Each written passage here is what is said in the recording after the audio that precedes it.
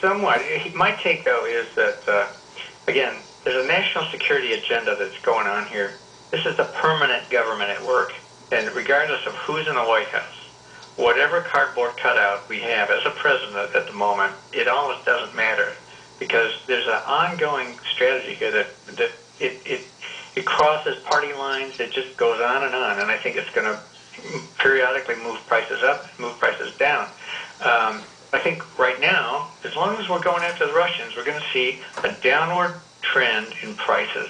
And in fact, one of the prior callers actually asked about alternative fuels. What does that do for alternative fuels? Ironically, I think what you're going to see is the government will pour more money into alternative fuels, even though they're not particularly economic, just to add more pressure to crude prices.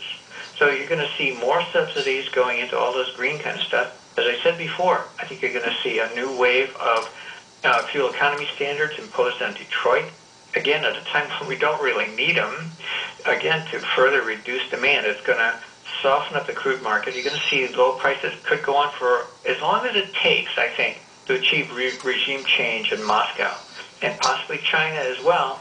I think that I wouldn't look for any dramatic change in fundamental policy from the new administration. Okay, thanks for that, Jim. Let's go to Houston, Texas. Julie, thanks for calling. You're on with us. Yes. Hi. Oh, hi.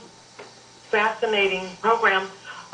Originally, I had one question, but it pretty much was answered. I wanted to ask you what you thought about the drilling going on by Russia in the Arctic regions. Apparently, they're claiming stake to land up there or something. Do you think that'll have any impact on us, or are we going to go up there and do some exploration? Or? Well, the Russians have tried to grab claims to huge chunks of the Arctic Sea, going all the way to the North Pole. Yeah, we're probably going to contest them on that. I think that turf ought to be up for grabs internationally. Do you think we're going to wait until they find the oil and then we'll contest it? No, I think we're already contesting it. Oh, okay. But I don't think the Russians really have the capabilities of exploring in those kind of Arctic waters, particularly deeper waters, the way we do. I mean, what you have to realize about the oil business, the United States and its allies really control this business in terms of the money, the hardware, the technology.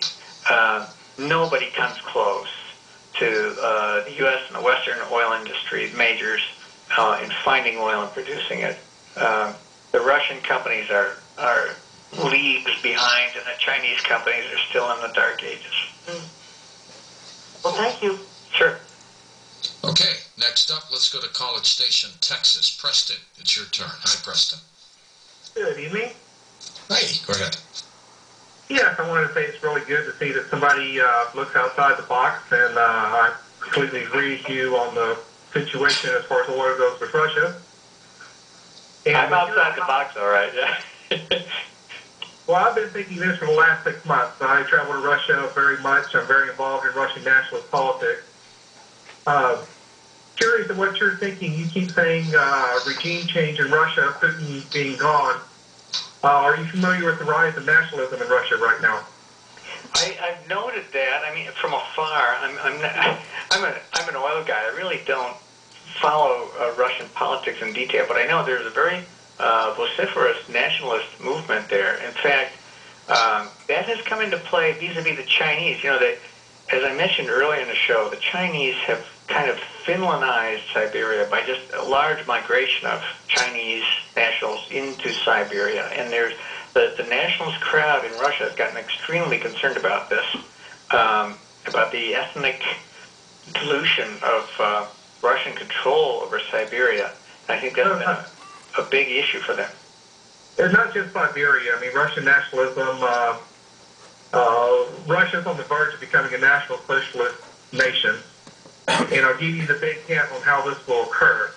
You're familiar with Dmitry Rogosin, Russia's ambassador to NATO?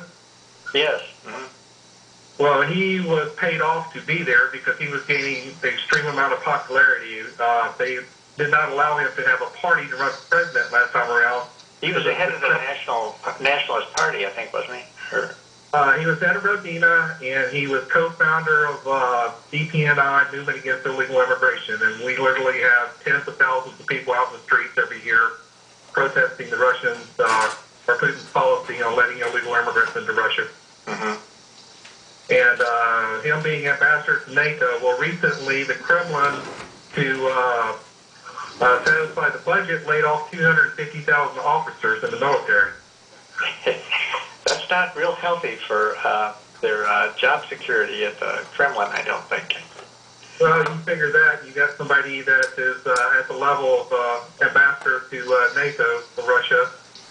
Got quite a few contacts, and we really see revolution in the next year, 18 months. They're expecting a million unemployed Russians by next year.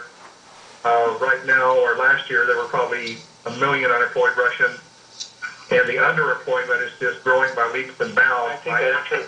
Yeah, I mean, you're seeing, as I mentioned before, bank liquidity problems, bank runs in effect, naked store shelves, people not getting paid. I mean, people are not going to put up with this very long. But the point you make about Putin allowing immigrants into the country, to me, that's another example of the weak hand that he's got to play. I mean, you've got Russia basically with a declining population.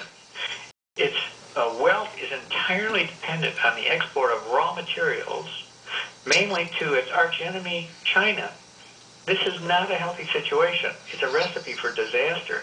And I think that you're going to see, tragic things unfold in Russia over the next year or so. I'm with you on that. Quicker than China? Yeah, I think so. That, China, well, I don't know. China could disappear overnight. I mean, that was the You're that serious? It could fall apart that fast? I think so. Look, all it would take would be for some military commander in China to say, I'm not going to obey those orders. And I think the rather small elite that runs the... 75 people, they would run for the hills. They would just be gone. It would be... Look at how the Soviet Union fell. There wasn't a shot fired. And supposedly the CIA had no clue about it before it happened. Right. Yeah. But they just ran out of money and they went away.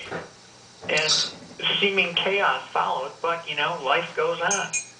The problem with these collapses, James, is because they've got nukes. Well, that's right. And that makes them prickly to deal with. But again,